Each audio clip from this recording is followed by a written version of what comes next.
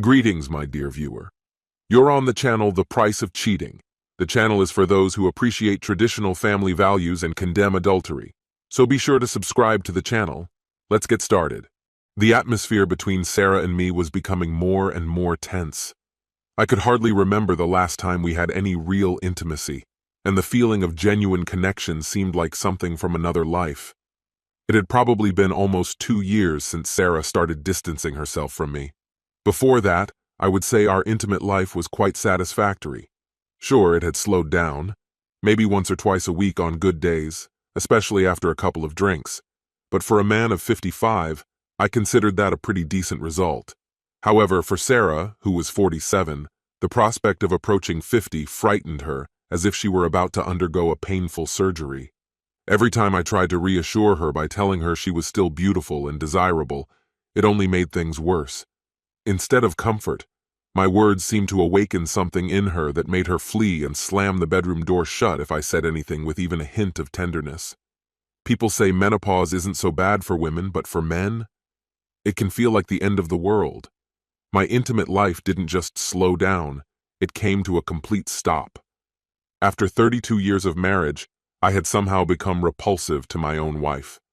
I couldn't understand what I had done to deserve her contempt, but every time I got close to her, she either snapped or grumbled. Nearly 3 years had passed where I wandered around the house at night and often ended up on the couch. The situation worsened when, foolishly, I agreed to let her turn the guest room into her sewing studio, so making it my bedroom wasn't even an option. I took long showers, hoping to relieve the tension, but even those brief moments of solitude were short-lived. Sarah would bang on the bathroom door so loudly that the entire neighborhood could hear her shout, "Richard, don't you dare waste water on filthy things! Our water bill is already through the roof, and I'm not cleaning the tiles again!" Our neighbor, Mrs. Smith, would give me sideways glances whenever we passed in the hallway, as if she was convinced I was some kind of deviant. And her husband, Mr. Smith, looked at me with pity, a slight smirk on his lips. I was on the edge. I was miserable. Sarah was miserable. Even the neighbors were caught in our domestic chaos. I started looking up divorce lawyers at work, too afraid to do it at home where I might get caught. Divorce seemed like a disaster waiting to happen. Sarah had never worked, so alimony was inevitable, and I'd be stuck paying rent. Worse, she would probably take most of what we had, except for the bed we no longer shared. The only grim comfort I had left was that by staying married, at least I didn't have to pay for 2 separate homes. If we divorced, I would be living in celibacy, barely able to afford cheap takeout, let alone dating. I felt completely trapped. So, when one evening I came home and saw Sarah sitting at the dinner table with a bottle of wine and 2 glasses, her voice filled with something I couldn't quite place as she said, "We need to talk." I wasn't prepared. I wasn't really listening when Sarah started speaking, but the phrase "other men" cut through my haze. The wife who couldn't bear my touch was now talking about wanting to be with other men. My head spun. How had we gone from a fading but existent intimate life to this? What was I supposed to do now while she pursued new pleasures? She fell silent, waiting for my response. My anger flared and I shouted, "Sorry, Mrs. Smith." Then, turning to Sarah, I yelled, "So what am I supposed to do while you chase after every man you meet?" For a moment her face showed shock, and I thought I had finally gotten through to her. But that fleeting victory quickly vanished when her expression hardened with rage. She slammed her hands on the table, then, unexpectedly, slapped me. That slap jolted me out of my stupor. Tears welled up in her eyes as she hissed, "This is why I can't stand you. I don't want to be with other men. I don't want to be with men at all, not even you." She sighed, wiped her tears, and deliberately took a sip of wine. "I wasn't talking about finding someone new. I'm done with intimacy. When you touch me, I get goosebumps. Even thinking about it disgusts me." She paused again, choosing her words. "It's unfair to you," she admitted. "Even though sometimes I feel like I could strangle you, I still love you. I love our life. But this is unbearable. I know you're suffering, and I understand that those long showers don't help." Her words hung in the air between us, leaving me speechless and shattered. The knock echoed in the quiet room, snapping me out of my thoughts. I was just about to speak when Sarah fixed her gaze on me. "I think it's time for you to start seeing other women," she said in an even voice, though there was an edge that cut through the air. "Other women?" I repeated, stunned. "You actually want me to sleep with someone else?" The surrealness of the moment left me speechless for a second. "Yes," she replied, her tone still calm but unmistakably laced with irony. "It's better than what we have now, don't you think?" Her words hung between us, and I didn't know how to respond. The absurdity of the situation made me reflect on how much my life had changed since the divorce. Without thinking, I blurted out, "Sarah, I'm 55 years old. I'm not wealthy, and I'm definitely not in the best shape. If even my own wife isn't interested in me, why should anyone else be? Believe me, I've thought about this." But Sarah had already anticipated my objections. "By the way, Victoria, a friend of mine from the gym, saw your pictures. She's willing to help," she said, casually handing me her phone. I stared at the screen, struck by Victoria's beauty. She looked around 40. Despite myself, I felt a slight spark of attraction as I studied her photo. "She's interested in me?" I mumbled in disbelief, raising my eyebrows. Before I could say anything else, Sarah reached across the table and gently shut my mouth. "Stop staring!" she snapped sharply. Her voice dripped with disdain as she continued, "I don't get it either, but some women like older men." Holding her phone, I kept staring at the photo, unable to process the strangeness of the situation. My mouth went dry, but I had no idea what to say. "So, what do you say?" Sarah asked, clearly losing patience. I nodded, uncertain and hesitant, not knowing what else to do. That seemed to satisfy her. "Great, I have a contract for you," she said, as if it were the most ordinary thing in the world. I blinked, surprised. "Don't worry," she added with a sly smile. "It just confirms that you'll spend the night with Victoria on Saturday, from 7 p.m. until 9 a.m. the next day. Do whatever you want. Make love, watch a movie, go out. It's your choice. But remember, you're still my husband. It's only for one night, no other women. If you cross the line, there will be consequences. You'll leave, and you'll have to pay. Got it?" I hesitated, not wanting to ruin the arrangement. "Maybe I should meet her first?" I asked uncertainly. "You'll see her on Saturday," Sarah replied dryly. "She has legs, and she's offering them to you. Isn't that enough?" Her irritation was obvious, so I quickly grabbed a pen and signed the paper without asking more questions. "Legs," I muttered under my breath, the word echoing in my head.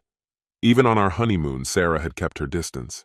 I ran a hand over my lips, which were dry from nerves. Satisfied, Sarah folded the signed document, put it in a folder, and left the room. As the door clicked shut behind her, it hit me that I hadn't even read the contract or asked for a copy. But what did it matter? As usual, my excitement outweighed caution, and so on Saturday evening, I stood in front of Victoria's door, ready for whatever awaited me. As soon as I stepped into her apartment, it became clear that the photographs hadn't done her beauty justice. She was absolutely mesmerizing. Without saying a word, she grabbed my hand and pulled me inside, hugging me tightly. "Hello, handsome. I've been counting down the days to this moment," she whispered softly. With those words, she pulled me even closer, and her lips met mine with a passion I had never experienced before. Every muscle in my body tensed, teetering on the edge of something indescribable, but she gently guided me toward the bedroom with quiet determination. What followed was slow, sensual, and left me breathless. Later, we ordered pizza and ate it in bed, a simple act, but it felt surprisingly intimate. I hadn't expected much from Victoria, but after 3 years I realized I had more to give, and she knew how to draw it out of me. It felt like the beginning of something incredibly rich, perhaps the most fulfilling period of my married life. One night with her energized me for weeks. I walked around with a smile on my face. My contented expression annoyed Sarah, though she only smirked and shook her head. We had finally found our rhythm in marriage, and for the first time in a long while, everything seemed peaceful. Sarah seemed to have rediscovered her playful side, and I started enjoying her company again. But my heart lived for Saturdays. Victoria and I would have dinner, catch a show, sometimes dance a little, and then head back to her place for a night that always felt magical. Sunday mornings were filled with her warmth and affection, making everything around me feel unreal. Occasionally, Sarah would joke about Victoria in her trademark teasing tone, never suspecting the truth. One day, Victoria mentioned that Sarah had once asked her about the possibility of recording us on video. Apparently, Sarah had said she missed certain aspects of our marriage, which was news to me. I wasn't sure about recording something so personal, but Victoria convinced me, especially in that moment. I agreed. She set up my phone, shot me a playful look, and then turned to the camera with a smirk. "Mrs. Anderson, is this the man you gave up? Well, he's mine now, you pathetic old witch." She burst out laughing before I had a chance to react, and then things continued. Later, I told her I didn't like what she said, and we recorded another video, this time without insults. She sent it to Sarah. The next Saturday, I drove to Victoria's, but no one answered the door. I reached for my phone to call her when suddenly a young woman approached me. "Mr. Anderson? Richard Anderson?" she asked. I nodded, thinking she had a message from Victoria. Instead, she handed me an envelope and said, "You've been served." Before I could process what was happening, she snapped a picture of me standing there in shock. As she walked away, she casually mentioned that the envelope contained divorce papers, a restraining order, and contact information for Sarah's attorney. I was instructed to arrange a supervised visit to collect my things. My calls to Victoria went unanswered, and within a few days, her number was disconnected. Sarah had also blocked me. The only communication I had left was through her lawyer. Eventually, arrangements were made for me to collect my things under police supervision. The locks had been changed, but when I arrived, there was Oliver, an old friend, holding the key. "Sarah asked me to let you in," he said quietly, with a hint of regret in his voice. "She doesn't want to see you, Richard. I'm sorry."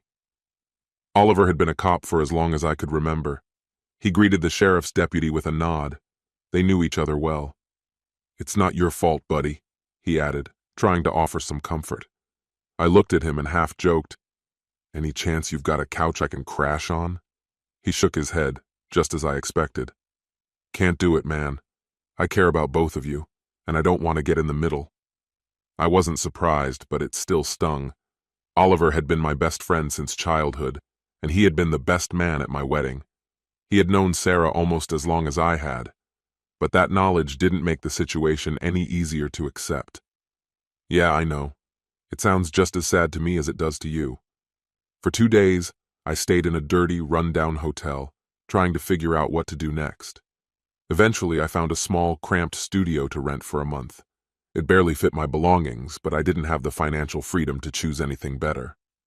After consulting with a lawyer, I learned how to handle my finances, but by the time I reached the bank, Sarah had already withdrawn nearly all the money from our accounts.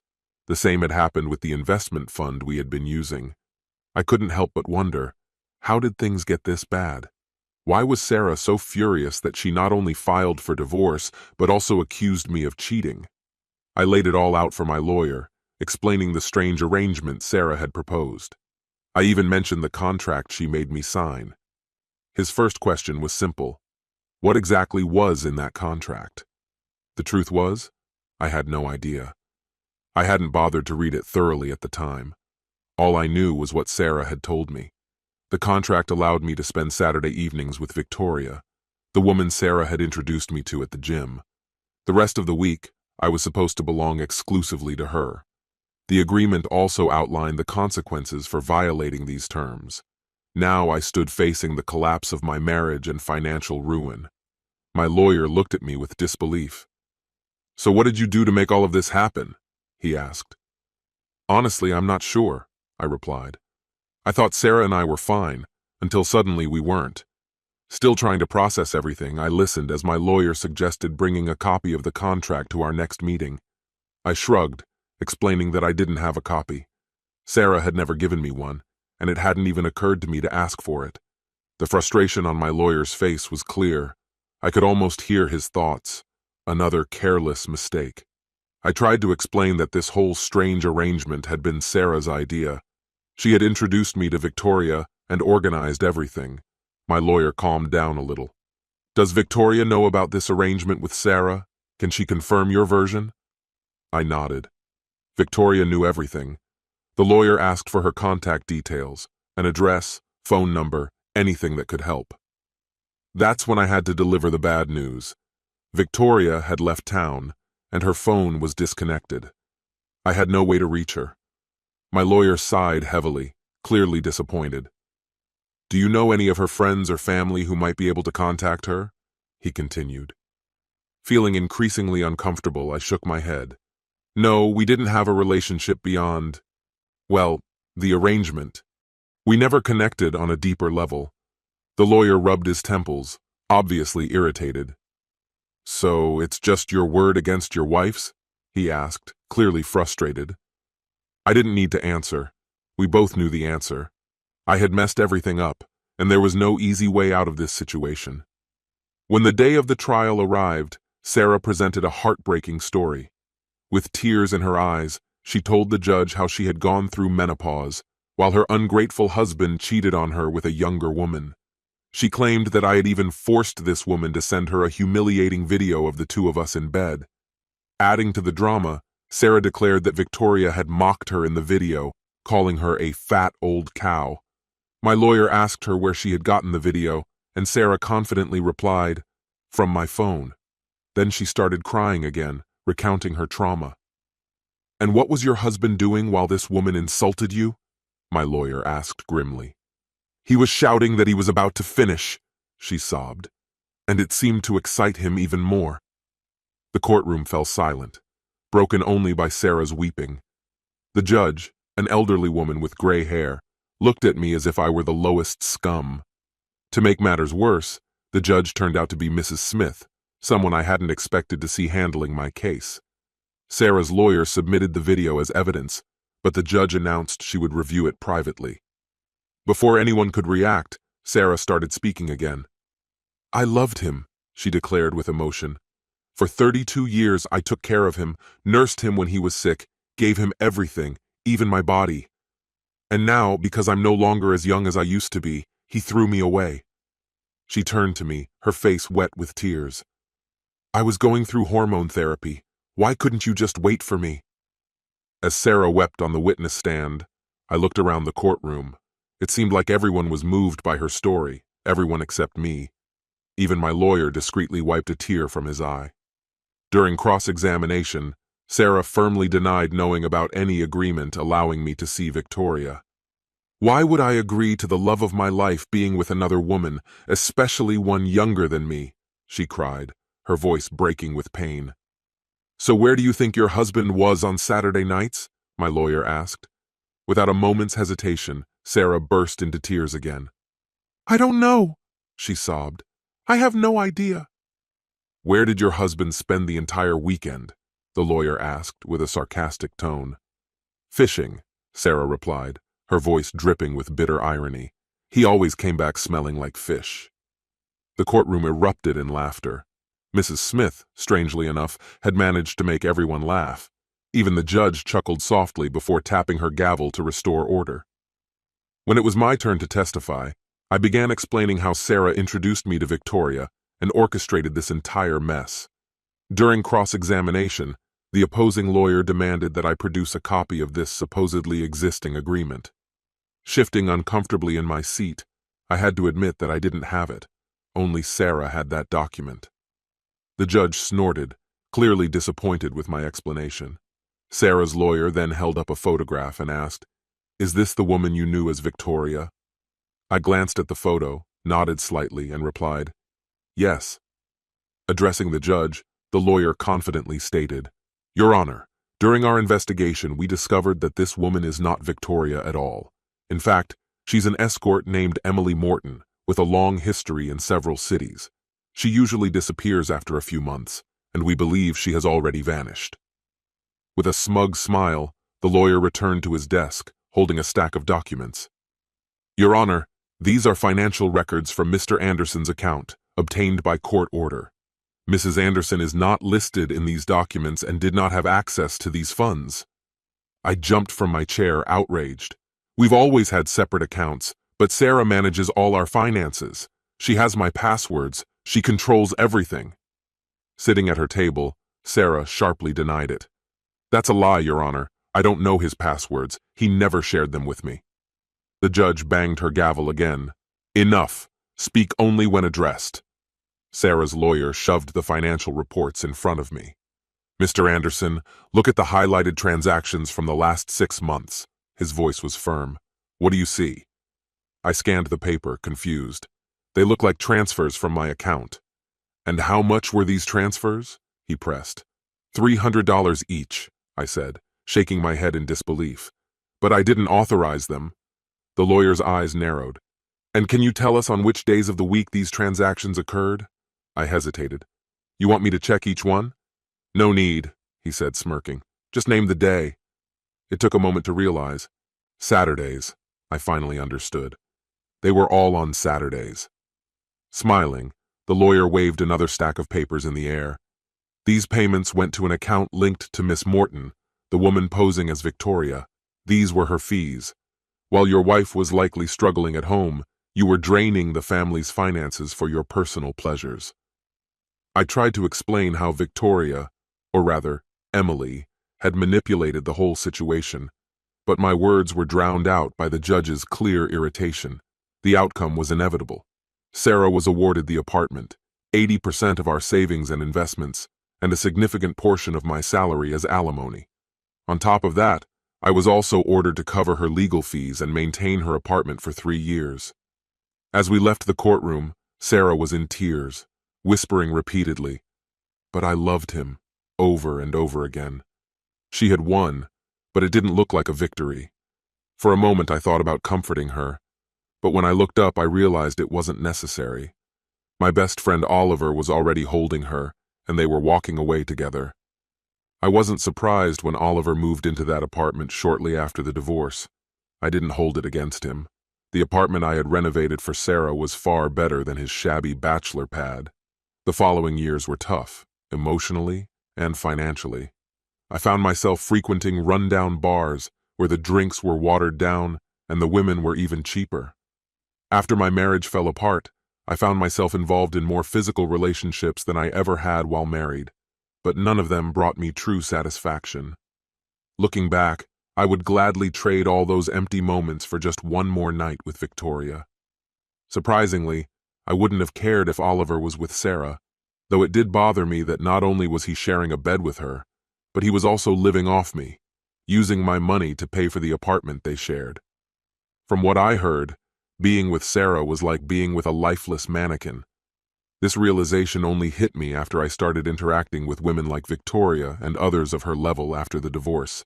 And a year later, during a business trip, I unexpectedly ran into Emily Morton.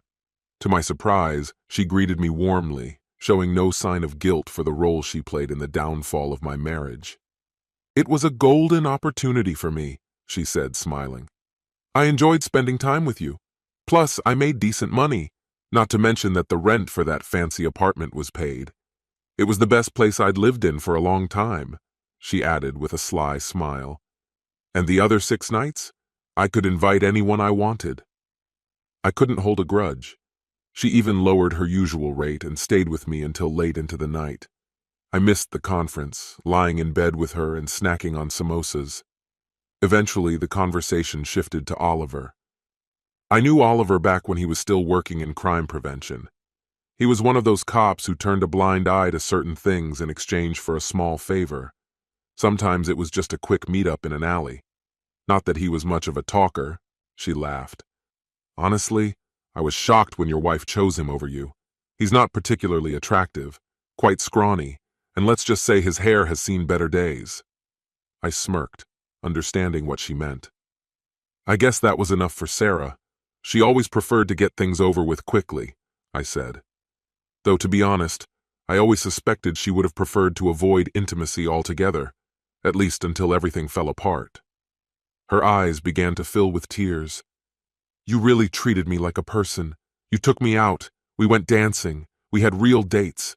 No one had done that for me since high school. I want to help you. I'll testify against Sarah. I'll tell the whole truth." She spoke with anger and conviction. We filed an appeal in court, and soon the legal battles began, 5 weeks later, the case was closed. Emily and I exposed Sarah for who she really was, proving that she orchestrated everything, with Oliver's help. I no longer had to pay alimony to Sarah, and the court ordered her to return my money. Sarah had outsmarted me, but the truth always comes out. This concludes the story. If you like it, then put your powerful like and subscribe to the channel. Greetings, my dear viewer. You're on the channel The Price of Cheating. The channel is for those who appreciate traditional family values and condemn adultery. So be sure to subscribe to the channel. Let's get started. Oscar entered my wife Patricia's life through a mutual friend, and soon a connection formed between them. They began spending more and more time together, regularly meeting. I never saw Oscar as a real threat. He was always polite and sociable, but beneath the surface there was an elusive tension. In situations involving infidelity, especially when it concerns another man's wife, a certain caution is always required. While I was busy with work or away from home, they continued their secret meetings, caught up in the excitement of it all. However, despite all the thrill, something was missing, as they later confessed to me. One cold winter night became a turning point. Patricia invited Oscar over under the pretense of a casual evening with card games after dinner. He arrived around 7 in the evening, and Patricia greeted him with an embrace that seemed warm and sincere. At first, the embrace didn't alarm me. After all, they were friends. We settled in the living room, and I offered to get Oscar a beer from the kitchen. When I returned, what I saw deeply troubled me. They were sitting close together, holding hands, with Patricia's hand resting on his thigh. I couldn't hide my confusion and blurted out, "What's going on here?" Their faces tensed, as if they were preparing to tell me something that would shake me to the core. Patricia spoke first, her voice steady. "Darling, we need to talk, but please sit down." Despite the growing sense of unease, I sat down, bracing myself for what was to come. "Oscar and we've been close for 6 months," she began. "There's a connection between us that we couldn't ignore. One thing led to another." Her tone was calm, as if she was discussing something entirely reasonable. "I still care about you," she continued. "I never wanted to hurt you. That's why we've come up with a way that could work for all of us." At that moment, Oscar took over. "We can't just stop," he said, emotionless. "The chemistry between us is undeniable, but we don't want to exclude you from this. Our plan is to keep being together, but we want you to be involved too. You can watch and maybe sometimes even participate." He smiled, as if what he was proposing was completely logical. Patricia picked up on his idea. "This could even be enjoyable for you," she added with a smile. "I know what you look at online. I've seen the websites you visit." She seemed amused by my discomfort. "I checked your browser history. You're always searching for things like this on adult sites. So I thought this might interest you more than you're willing to admit." Her confidence was startling. "It might even improve our marriage," she suggested. Oscar pointed to some documents Patricia had pulled out of her bag. "All we're asking is that you sign this agreement. The terms are clearly laid out," he said as she placed the papers in front of me. The conditions were detailed: kisses, embraces, shared showers, or sleep. My head was spinning, my mouth dry, and I could barely speak. Patricia kept insisting, "I love you, but I also love Oscar. What he gives me is something I can't easily let go of. It's not about replacing you, it's just different." Oscar nodded, affirming her words. "Just sign the papers," she urged. "This is how things are now." I felt completely lost. Divorce wasn't what I wanted, but how could I agree to watch my wife with another man? As I looked at them, still holding hands, Patricia interrupted my thoughts with one final blow. "Maybe this will help you make your decision." She leaned in and kissed Oscar, pulling him closer. He responded, gently touching her cheek. I froze, watching as my wife passionately kissed another man right in front of me. Amid the shock, something stirred within me, a feeling I desperately tried to suppress but couldn't hide. Oscar noticed it first, his smile widening. "See?" he said with a smirk. "You like it." Patricia handed me the pen. The documents lay before me, the pen in my hand, and I hesitated, unsure if signing was the right thing to do. I exhaled heavily, feeling utterly confused and disoriented. I've encountered many cases of infidelity, but they were always part of my job. As a private detective running a security firm, I was used to divorce investigations taking up a large portion of my work. Looking back, I realize I didn't pay enough attention to the signs in my own life. When everything started to fall apart, I instinctively switched into professional mode. Clearly, they didn't see that coming. Calmly, I pulled out my small recorder and pressed the button. I wanted to ensure that every word of our conversation was recorded, just in case any disputes arose later. "I hope you both understand how serious this is," I began. "These discussions carry significant legal weight." My eyes skimmed over the documents lying in front of me. They were already signed and notarized. "I see you've both taken care of your part," I added. Oscar, as casual as ever, responded, "Yeah, we wanted to speed things up. We knew you'd agree eventually." He smirked. "Our notary, Geraldine, will be here soon to finalize your part. Then we can wrap this up." His enthusiasm reminded me of a child eagerly waiting to open birthday presents. I paused and asked the question that had been bothering me for a long time. "For the record, how long has this been going on behind my back?" The full reality of the situation hit me as Patricia's voice trembled in response. "Well, we've been married for 20 years, but for the past 4, I've been with Oscar."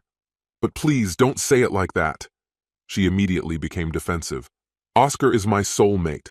What we have is real, not what you're thinking." It was astonishing how far this had gone, and I hadn't noticed a thing. My irritation started to build. "So, this is how it is?" I muttered under my breath. "Don't act so righteous, Oliver," she snapped. "There's enough love to go around." I looked at them both, and it finally hit me that the marriage I thought was real had been nothing but a facade. Quietly, I picked up the pen, signed the document, and stood up.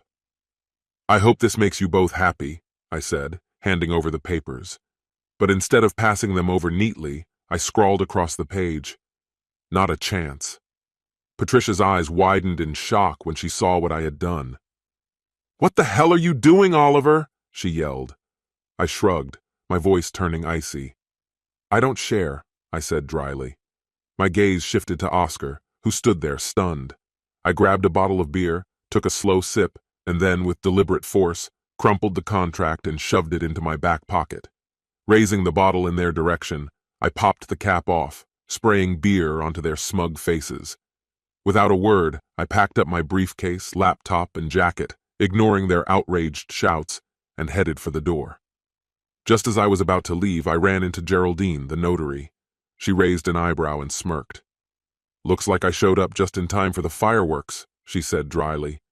"You must be Oliver. Good luck with this mess," she added with a sarcastic smile. I got into my truck, reversed hard, and sped off, tearing through the front yard and crushing Patricia's beloved roses. As I pulled out onto the street, I clipped the rear of Oscar's expensive car. Yes, it was petty, I admit, but at that moment, I didn't care. At least I wasn't the one headed to the morgue. I drove straight to her parents' house, determined to take control of the situation. Although I'd always gotten along well with my in-laws, I wasn't about to let them paint me as the villain in this story. My phone buzzed with messages and calls, but soon it all went silent. When I arrived, I pressed the doorbell. After a few moments, I heard the familiar grumbling from the other side of the door. All right, I'm coming," muttered Patricia's father, Judge Michael Miller, as the porch light flicked on. He opened the door, clearly unhappy to see me at such a late hour. "Oliver, what are you doing here? And where's Patricia?" His face creased with worry. Unable to hold back, I snapped, "I have no idea where she is, probably floating on cloud 9 somewhere." Despite their daughter's flaws, her parents had always treated me with respect, but tonight there was no room for pleasantries. I handed him the crumpled contract and placed the recorder on the table. "What's this?" he asked, confused. "Just read it," I replied sharply. As he began to read the document, his expression shifted from confusion to shock. "Is this really happening?" he asked quietly, almost in a whisper. He asked a question, and I pressed the button to start recording. First, I asked if it would be okay to record the conversation to avoid any misunderstandings. As the recording played, his wife focused intently on the sounds. At some point, she loosened her grip on the robe she was holding tightly, and it slightly opened. Her hand darted to her lips, as if trying to stifle a gasp. The robe slid down further, revealing a black nightgown, elegant in its design. I couldn't help but think that his night had just gotten a lot worse. When the recording ended, he looked at me with an expression of complete helplessness. "There's no easy way out of this, is there?" he muttered, his voice heavy with resignation. "What would you do in my place?" His gaze fell, and a shiver ran through his body. "I understand, son." Then, the ring of the old landline phone shattered the silence. His wife quickly grabbed the receiver. "Hello? Mom? If Oliver is there, I need to talk to him right now." Her father immediately took the phone. "What's going on? Is there a problem?" A shout came from the other end. "Dad, what are you even talking about?" "This doesn't concern you or Mom," she said firmly. "This is between me and my husband. You need to get everything in writing, make a contract, or you'll drag everyone else into this." I could hear the voices in the background growing louder, and then there was a sudden, "Oh no." "We know everything," her father whispered into the phone before ending the call. He turned to me, exhaling deeply. "Take a break, son. Handle what needs to be done, but don't make any rash decisions, all right?" "Yes, sir. I'm sorry for everything," I replied quietly. Placing a firm hand on my shoulder, he said, "This isn't your fault, son. Sometimes, no matter how well you tend to the garden, a snake will still find its way in." With those words, I left, got into my truck, and drove straight to the hotel where I had rented a room for the week. That evening, I was overwhelmed with rage and took it out on the minibar, smashing a few bottles before collapsing on the bathroom floor, feeling unbearably sick. Somehow, I managed to drag myself into the shower, clothes still on, and rinse off. After stripping off the wet clothes, I collapsed onto the bed and passed out. When I woke up the next morning, I still felt dazed. Realizing I didn't have any clean clothes, I called David Murphy, one of the few friends left who wasn't tied to my wife. I asked him to stop by and bring fresh clothes to room 620. David sounded concerned and asked what was going on. I promised to explain when he arrived. "Oh, and grab a couple of sandwiches and some coffee. I need you to get here as soon as possible." After that, I contacted the office to arrange surveillance on my wife and her lover. I called the bank to freeze all our personal and business accounts. Then, I settled the balance on our joint credit cards and closed them. I also disconnected her phone since it was registered under my company. Finally, I arranged to have all the utilities in the house turned off. Once all that was taken care of, I got in touch with a lawyer who recommended one of the best divorce specialists. "My brother's the best in the business if you want to make a real impact. Tell him I sent you, and he'll handle everything." Once everything was organized, the plan seemed straightforward. As I was wrapping up the final details, David arrived. I quickly got dressed, and we went out to grab breakfast. While I filled him in on what had happened, I was also consulting with the new lawyer about the next steps. We scheduled a meeting for 5 p.m. to discuss how to proceed. David shook his head in disbelief. "I can't believe she did this. Not just the affair, but a contract too?" "Yeah," I sighed, "but there's still more that needs to be dealt with." "Take your time, man," he said, his voice full of understanding. "I never liked that Oscar guy. Now I know why. If you need anything at all, Mary and I are here for you." Mary, David's wife, had always treated me like family, like a younger brother. Knowing they would stand by me in this mess gave me at least a little comfort in the middle of this storm. After he left, I caught a glimpse of my reflection in the mirror. My appearance was far from perfect, although it was a slight improvement compared to the previous day. After getting dressed, I headed straight to the bank. The moment I stepped inside, I was immediately escorted to the office of the senior vice president. I wasn't a millionaire, but my personal and business accounts were substantial enough to command their full attention. As soon as I sat down, he got straight to the point. "I'm not sure I understand why you're here. Yes, it's your money, and you have every right to do with it as you please, but perhaps there's something that might make you reconsider." Now, guess who worked there? That's right, Oscar, the senior financial advisor. I calmly placed the contract on the vice president's desk and turned on the voice recorder. His expression shifted from confusion to horror as he skimmed the document. But when he truly grasped the seriousness of what he was reading and hearing, his face turned a ghastly shade of white. "This is some kind of joke," he muttered in a trembling voice. "I assure you this is no joke," I replied, my voice steady and growing louder. "I am no longer doing business with a company that employs a scoundrel who sleeps with my wife behind my back." I raised my voice so the entire office could hear. I snatched the contract from his shaking hands and took the voice recorder. I couldn't help but think about how many others had been deceived in a similar manner. "Tell Oscar Garcia that he'll be receiving legal papers soon. Have a nice day." As I walked out the door, I heard the vice president scream in panic, "Get Garcia in here immediately!" I allowed myself a quiet laugh as I left the building. Next, I went to a stationery store to make 3 copies of the contract. I knew the original had to be kept safe until my lawyer had reviewed it. After that, I headed to my insurance agent's office, and as luck would have it, guess who worked there? Yes, my soon-to-be ex-wife. I was quickly ushered into the office of the company owner, Miss Victoria Lee. As I passed by, I heard someone whisper, "Oliver," but I didn't pay it any mind, just smiled politely. Miss Lee rose from behind her desk and extended her hand for a greeting, though her uncertainty was evident. "Oliver, it's nice to see you. How can we help you today?" Her voice sounded tense. I didn't waste any time. "I'm sure you know why I'm here, Victoria. I'm canceling all my policies with your company as of today. I expect a refund immediately. I can't continue doing business with a company that employs a liar and a cheat." Her eyes widened in shock, her voice hardening. "Hold on, Oliver. Your personal issues shouldn't impact your business decisions with us." I didn't respond. Instead, I threw a copy of the contract on her desk. "Do you need to listen to the recording?" I asked. She looked at the document, her eyes pausing on the notary seal and signature. I saw her tense up. Without a word, she pressed the intercom button. "Patricia, come to my office." Moments later, Patricia, my soon-to-be ex-wife, entered, visibly shaken. "Yes, Miss Lee," she muttered. Without hesitation, Victoria spoke. "You're fired. Pack your things and leave the building immediately."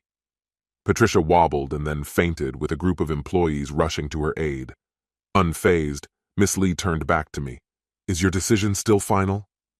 I stood up, shook her hand, and replied, "It's a pleasure to do business with people of principle. I think I'll continue working with your company after all." With that, I stepped over my unconscious former wife and headed straight to my lawyer. Callum Sampson, my attorney, was slightly older than me, but his sharp mind and resourcefulness made him seem much younger. He invited me in, offered me a drink, and asked his secretary to bring us some water. "So, Oliver," he began with a sly glint in his eye, "I talked to my sister, and she hinted that I'd like this. What have you brought me today?" After completing the draft agreement, I reached for the recorder and turned it on. When the recording finished, he seemed more engrossed in the document I handed him than in the actual playback. As soon as the tape fell silent, he leaned towards the intercom and pressed a button. His assistant quickly entered the office. "Linda, make 2 copies of this recording and put the original in the safe," he instructed, "and bring Mr. Daniels a new tape and recorder." He continued to study the contract, occasionally giving me attentive, curious glances. When he finally put the document down, his full attention turned to me. This is genuine, isn't it? No one could fabricate something like this out of thin air." He paused for a moment, contemplating the situation. "So what do you plan to do next?" "I want to destroy them," I said, my voice calm but brimming with malice. "I want them to suffer so much that they'll never find peace, work, or a future." A slow smile spread across his face. "In all my years, I've never come across anything like this. I wouldn't walk away from this case even if I were offered a fortune. Let's start by calling in a notary to certify everything." Leaning back in his chair with confidence, he added, "I've worked with her before. She's reliable. Once everything is notarized, we'll authenticate the recording. Then we'll head straight to the jury. They won't know what hit them." I nodded. They're already on the brink of being fired. I've caused them trouble both at work and with the bank, but I know we can finish them off. And if this case goes to trial, you'll take it pro bono? His eyes lit up as he leaned toward me. Of course, they have no grounds for a defamation suit. We have ironclad evidence. As long as we stick to the truth, they're powerless. At that moment, I realized there was no way out for them. They had orchestrated their own downfall. We brought in the notary, and after reviewing the situation, she confirmed it without hesitation. Their actions were a blatant attempt to manipulate the system for their own gain. My lawyer, Callum, arranged a meeting with the judge, explaining the essence of our case. The judge looked at me with understanding and determination. I understand how important this is for you, Oliver. I'll do everything in my power to ensure justice is served. But are you sure you want the jury to hear every detail? My lawyer intervened. Your Honor, my client demands full justice. He wants the marriage annulled without any financial compensation to the woman who betrayed him and her accomplice. The judge agreed. Very well. Prepare the necessary documents and we'll see if the opposing side is willing to comply. We approached them, offering the option to either sign or consult a lawyer. Their response was immediate and full of rage. Both were on the verge of financial ruin, barely able to pay their utility bills, with unemployment looming over them. She adamantly refused to sign, and he clung to the hope of a hefty payout. In desperation, they found a lawyer willing to represent their interests. But they didn't know they were walking into a trap. They hid both the contract and the recording from their lawyer. When we met in Callum's office, everything was laid out on the table. My lawyer meticulously authenticated the recording in their presence. They arrived at 9 a.m., accompanied by her father, and the tension in the room was palpable. They were filled with fear, mixed with anticipation. Patricia, always the dramatist, approached me as if she were about to embrace me. I kept my distance, standing firm. Instead, I directed a caustic remark at her former lover. Patricia began to weave a web of excuses, blaming me for their ruined lives. Both had lost their jobs and now stood on the brink of financial collapse, with no prospects for the future. In response, I handed her a waiver of claims to the house. But without money, and with their lives in shambles, the document was useless to them. After several unsuccessful attempts to sell the property, it became clear that fate was not on their side. She was increasingly desperate for my return, to her world, her bed, and especially her financial affairs. However, my lawyer did not ignore their request. He responded with a question. Is Mr. Garcia still in your life? Her lawyer, wasting no time, dismissed the question as irrelevant. We're just friends, he confidently stated. But my lawyer wasn't convinced. Calmly, he pulled out a document from his stack and slid it across the table toward her lawyer. Let's try again, he said, staring intently at Patricia while her lawyer began reading the document. Are you still involved with Mr. Garcia? Patricia's face turned pale, and she looked as though she might crumble under the pressure. I don't think I can answer that, she stammered, almost whispering. It's too personal. My lawyer remained unfazed. Don't worry, he said in an even tone. In court, you'll be required to answer under oath. Leaning back in my chair, I felt a growing sense of satisfaction watching their situation spiral out of control. When her lawyer finished reading the contract, he looked like he was about to be sick. You missed this earlier, he muttered toward my lawyer. It's just rumors. You don't have solid proof. But my lawyer was prepared. Without losing a second, he produced a signed witness statement from their notary, Geraldine Schultz, and then my notarized statement detailing all the conversations and requests. And then came the decisive blow, an audio recording. This, my lawyer said as he played the recording, is the proof. Your clients knew what was going on and were fully involved in it. As the recording played, the panic on her lawyer's face was obvious, and then her father, who, by the way, was a judge, could no longer stay silent. He slammed his palm on the table, glaring at the lawyer. Enough, Patricia. Then, turning to Patricia, his voice grew firm. Sign the papers. Stop disgracing yourself. As for Garcia, I want him gone by tomorrow evening. His name came up in the divorce case, and he'll need a lawyer before Oliver makes his ruling." His words became even sharper when he addressed Patricia directly. "You're not going to get anything out of this. If this goes to court, you'll end up with even less. Your mother and I are deeply disappointed. Your brother has already said he won't bring his family over while you're living with us. You need to find somewhere else to live. Now your choice is Oscar, isn't it? You chose him over your husband. Maybe it will work out for you." Though under his breath, he muttered, "Not that I believe it will." As it turned out, Patricia's parents had been paying her legal fees all this time. With no other choice, she signed the papers, and Garcia swiftly disappeared from our lives. I had nothing to do with his sudden disappearance. 2 months later, I was officially divorced. It happened last night. Tonight, the Jones sisters promised to cheer me up, and tomorrow they'll be back again. I have to admit, life doesn't seem so bad anymore. Patricia lived with her parents for a while, but they eventually told her she had to live on her own and move forward. For a long time, Patricia couldn't find a job and bounced between staying with different friends until she eventually got involved in escort work. Yes, it sounds strange, but she did it. Maybe it's her calling. This concludes the story. If you like it, then put your powerful like and subscribe to the channel. Greetings, my dear viewer. You're on the channel The Price of Cheating. The channel is for those who appreciate traditional family values and condemn adultery. So be sure to subscribe to the channel. Let's get started. Aurora, my wife, was once again in London, indulging in her shopping excursions that seemed to stretch longer every year. Our marriage had withered down to an empty formality, lacking any real connection. Divorce wasn't an option I could afford, and she had no inclination to pursue it either. In the past 5 years, however, my software company had finally hit its stride. After more than a decade of just barely scraping by, the hardware industry finally caught up to my software's demands, and the business took off. Now, 3 major corporations were eyeing a potential acquisition, and I was holding out for the right offer. My company had a valuation exceeding $10 million, with the majority of that value vested in stock that I personally owned. About 8 years ago, Aurora had been employed as a paralegal at a law firm in Reading, a position that, at the time, provided much-needed financial relief.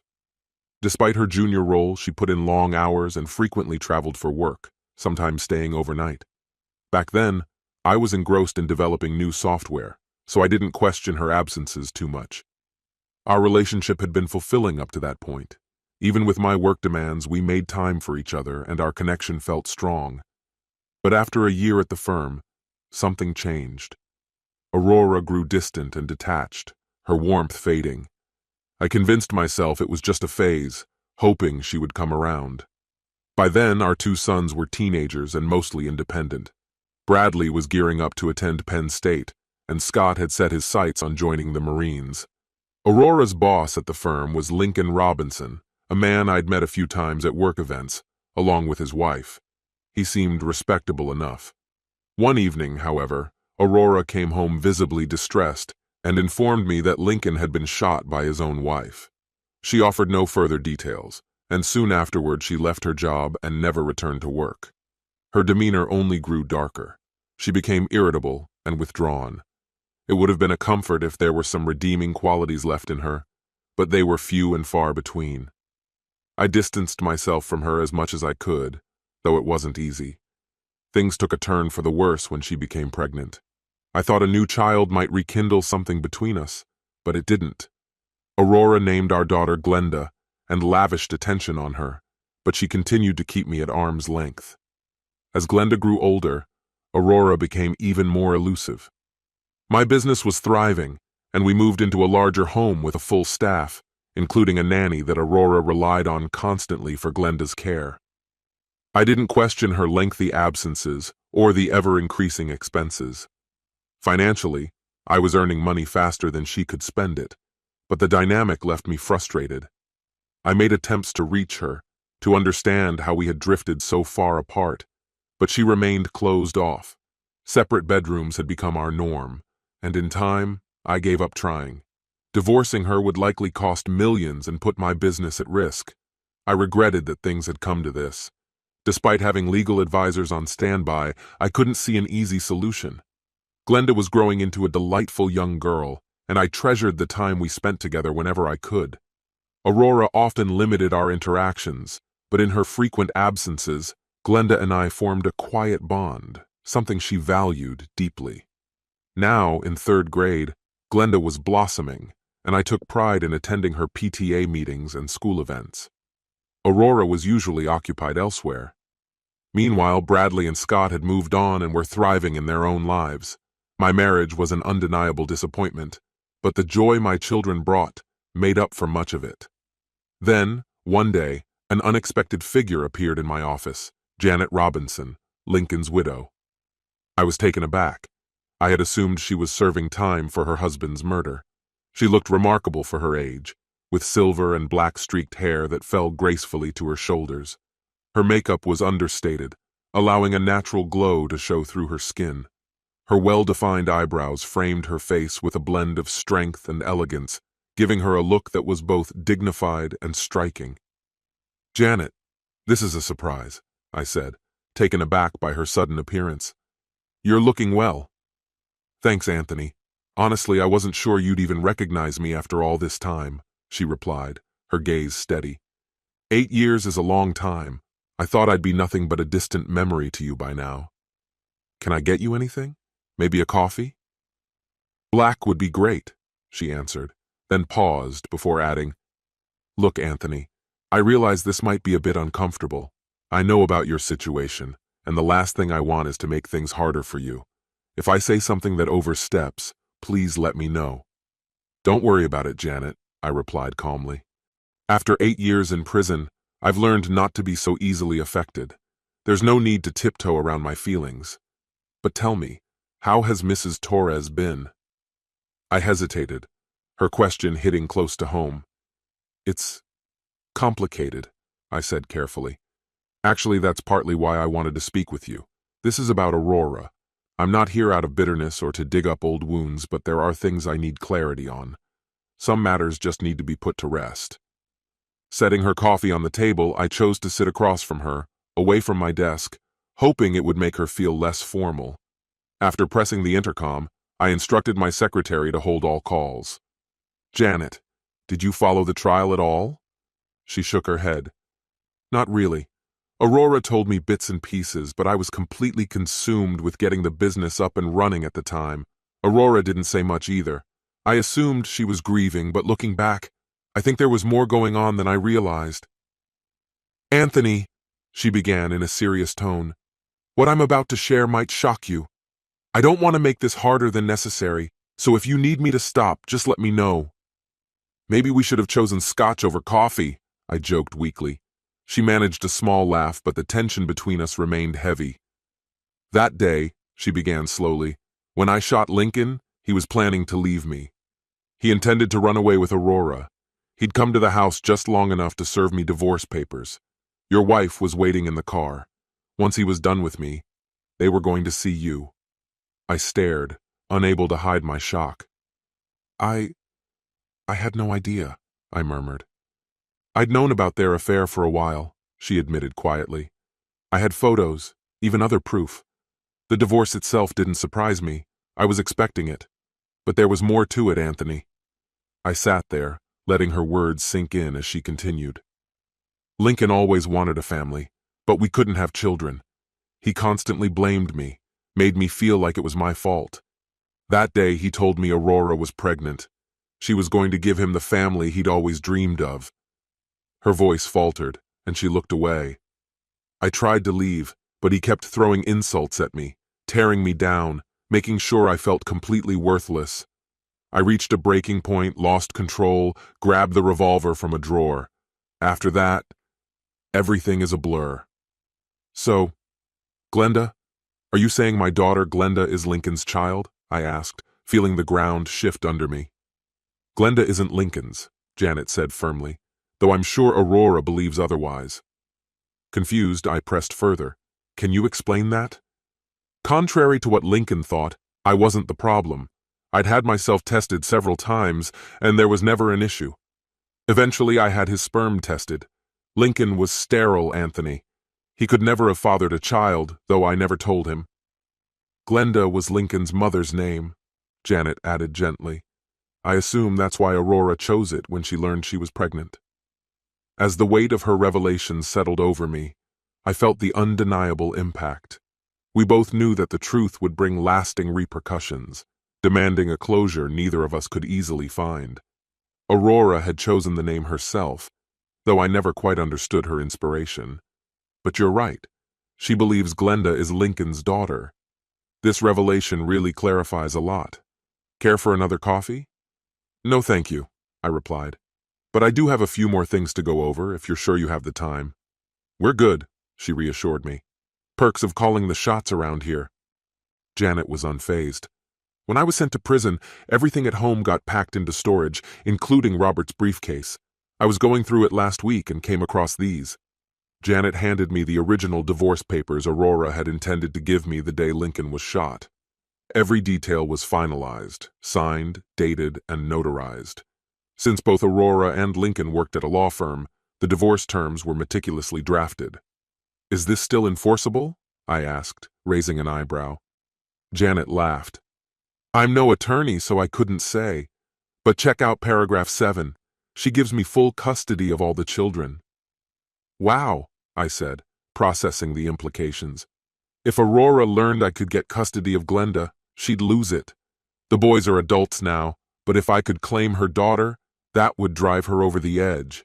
Can I take these to let my legal team review? Go right ahead, Anthony, she said. They don't mean anything to me. Thank you, I appreciate that, I said. Janet then produced 2 manila envelopes. You may or may not want to see these.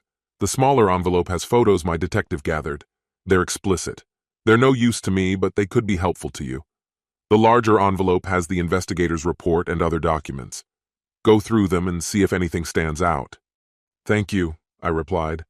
I'd prefer not to look myself, but I'll pass them on to my lawyer along with the other papers. We sat in silence for a moment, each studying the other. Janet was impressive, and I was grateful she'd made the effort to meet with me. I should let you get back to work. Thank you for taking the time. It's nice to start closing some of these chapters.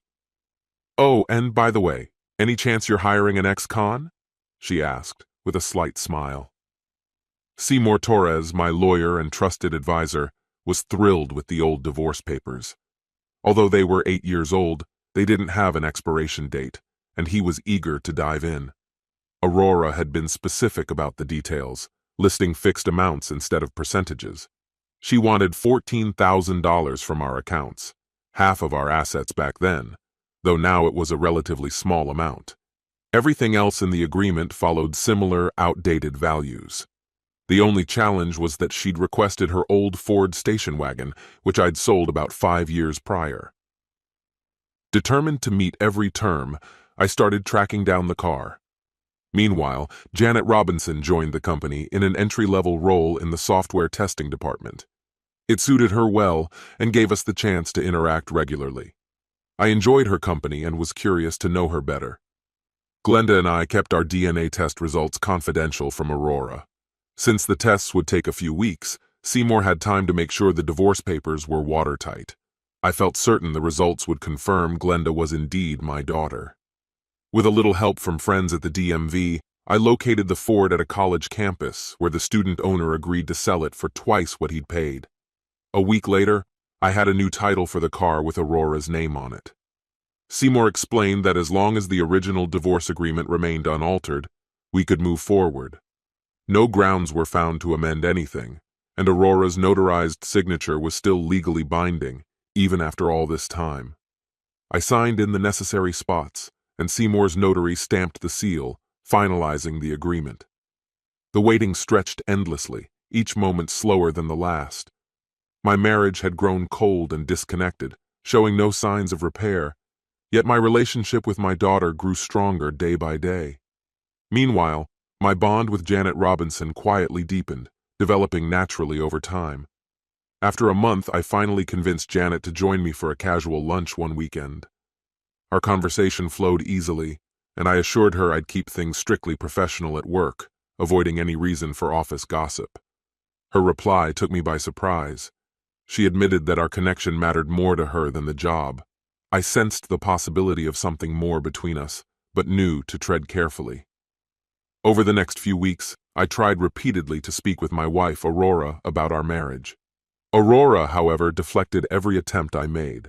She dismissed my questions and closed off each conversation, still unaware that the divorce she had long filed for was now moving forward. She'd soon receive formal notice. Then, one weekday, Aurora stormed into my office, seething with anger. She threw a pile of documents onto my desk, demanding, "What is this supposed to be?" Remaining composed, I replied, "It appears to be the finalization of the divorce you requested 8 years ago." Her face flushed with fury. "You can't be serious. So much has changed since then. If you think I'll let this happen, you're out of your mind." I looked at her calmly. "What's changed, Aurora? Your lover's passing doesn't erase the divorce request. I've fulfilled all your conditions, and there's no valid reason for you to contest it. If you want to fight, I suggest you get a lawyer. Also, please arrange to collect your belongings from my home." "Fine," she snapped. "I'll get this ridiculous notice overturned, and believe me, you'll regret this. Glenda and I are leaving now, and I'll send someone tomorrow for the rest of my things." "Actually," I responded evenly, "if you check paragraph 7, you'll see you voluntarily granted me full custody of Glenda. Until we resolve this legally, she stays with me. And if you attempt to take her without permission, I won't hesitate to call the authorities." Aurora's anger intensified. Her face reddened, neck muscles taut, her voice rising to a shout. She trembled with rage, her words laced with venom. I stood silently, unmoved, watching her fury unfold. Finally, she snatched the papers from the desk and stormed out, leaving a quiet that felt like peace. Settling back into my chair, feeling a sense of relief, my secretary entered with a cup of coffee, offering a sympathetic smile without saying a word. I spent the rest of the afternoon closing accounts, canceling credit cards, and handling other financial details. Seeking familiar comfort, I called Janet, who happily agreed to join Glenda and me for dinner. I was grateful for her warm presence. That evening, Janet and Glenda connected effortlessly, engaging in lively conversation that I hadn't expected. My plans were shifting in unexpected but welcome ways. A few days later, my attorney, Seymour, informed me that Aurora had hired a lawyer and a meeting was set to discuss the divorce terms. A family judge would oversee and mediate any disputes. According to Seymour, Aurora's attorney wasn't hopeful about overturning the divorce, but focused on negotiating custody of Glenda as part of a revised arrangement. I agreed to the discussion, but stood firm on maintaining custody. The meeting began with a review of Aurora's original demands. Seymour provided the agreed-upon checks, and we endured the predictable objections from her attorney about the unfair terms without responding. Aurora seemed taken aback when I slid the keys and title for the Ford across the table. When we reached the topic of custody, Aurora asked the judge if she could speak. With permission, her voice wavered as she addressed the court, stating, "I spent the last 8 years in an unloving marriage solely for my daughter's well-being. I loved Lincoln Robinson deeply and was proud to carry the child he could never have with his own wife.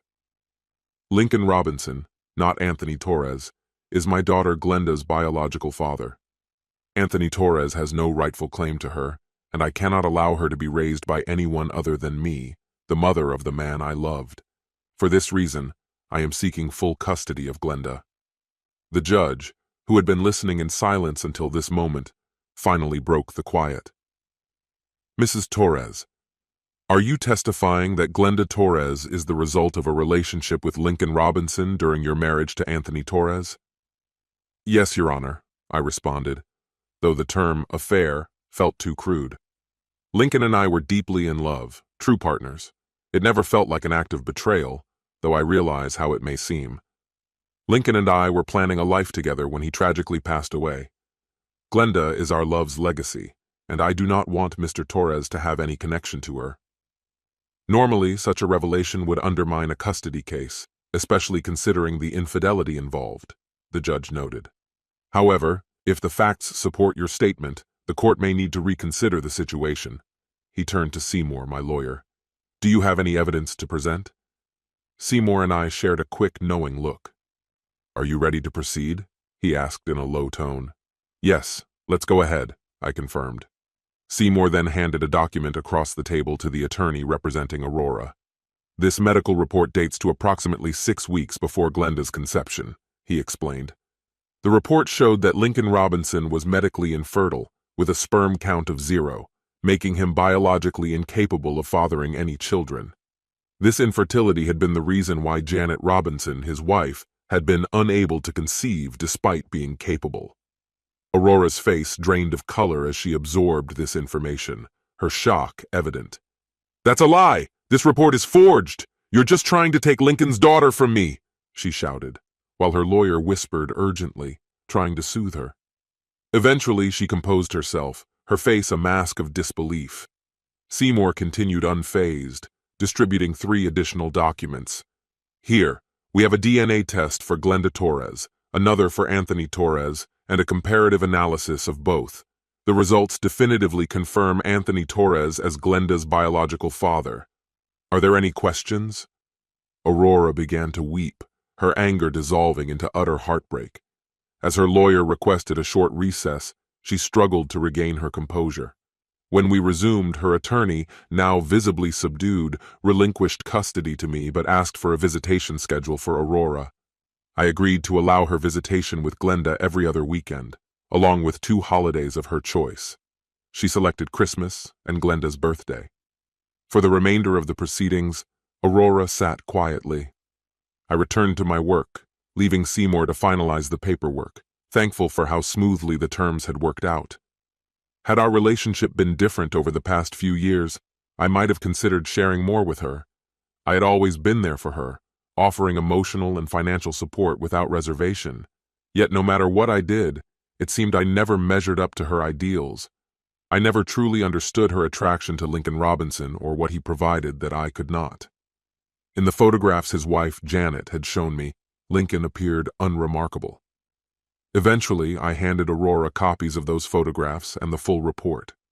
The report included details of Lincoln's numerous romantic entanglements with other women, even while he was supposedly devoted to her. I hoped she might find some closure from reading it. Every time I sought an explanation for her actions, she refused to discuss it. Our divorce left me feeling drained and defeated. In the end, I found peace with my daughter Glenda and a deepening friendship with Janet. Aurora, however, moved in with Lincoln's mother, Glenda, a woman she had grown close to over the years. Unfortunately, this arrangement couldn't last. To make ends meet, she eventually began selling the jewelry and designer clothes she had accumulated throughout our marriage. Aurora gradually came to realize that her lover's mother exhibited the same kind of behavior she was now facing. After 6 months of this dynamic, she decided to leave, moving in with her sister in Norristown. Initially, she made a point to pick up Glenda every weekend, staying connected.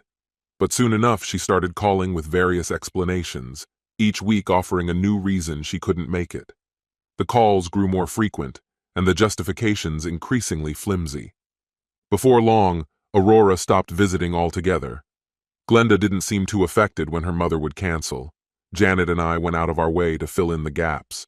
We dedicated more time to Glenda, and a genuine family bond started to form among us. Janet moved in, and we got married shortly before Christmas. Aurora, meanwhile, was on a singles cruise in the Caribbean over the holidays, unable to pick up Glenda as she'd initially promised. This arrangement turned out to be beneficial for everyone. Just a couple of weeks later, I filed a motion to overturn the custody amendment, which the court granted. Around the same time, my company was finally sold, putting us in a much better financial situation. Janet, now overjoyed, is expecting our first child, a dream she's cherished her whole life. While we may be nearing retirement by the time our child graduates high school, it all feels entirely worth it. Life, at last, feels right. This concludes the story. If you like it, then put your powerful like and subscribe to the channel.